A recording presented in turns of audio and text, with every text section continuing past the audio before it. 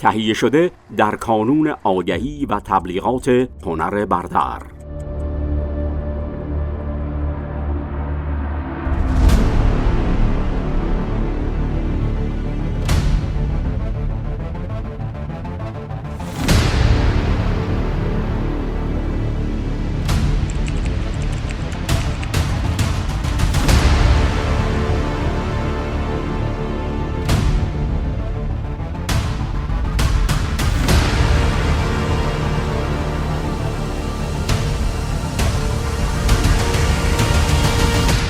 شرکت راه اندود ماکان با برند رامکو و بیش از 20 سال سابقه با پشتوانه تجربه، نوآوری و رویکردی حرفه‌ای در مسیر تولید قیرهای صنعتی پالایشگاهی با کیفیت ممتاز به سوی توسعه پایدار و حضوری ماندگار در بازارهای جهانی گام برمی‌دارد.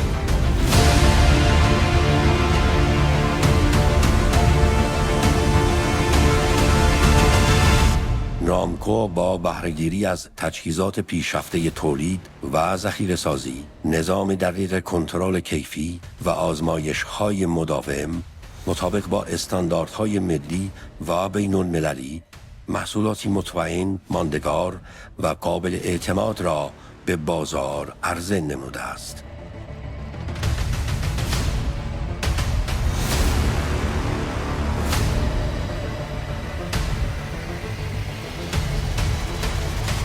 ترکیب توان مهندسی، دانش آزمایشگاهی، مدیریت یکپارچه و نیروی انسانی مجرب و متخصص این شرکت را به یکی از برندهای شاخص در میان تولید کنندگان داخلی و صادر کنندگان قیر تبدیل کرده است.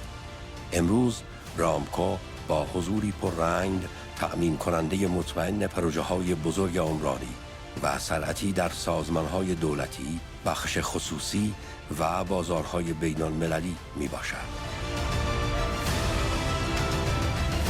آنچه رامکو را متمایز می سازد، تعهد همیشگی به کیفیت برتر، تحویل به موقع و رضایت کامل مشتریان است. رامکو، راهی به سوی کیفیت ماندگار. تهیه شده در کانون آگهی و تبلیغات هنر برتر.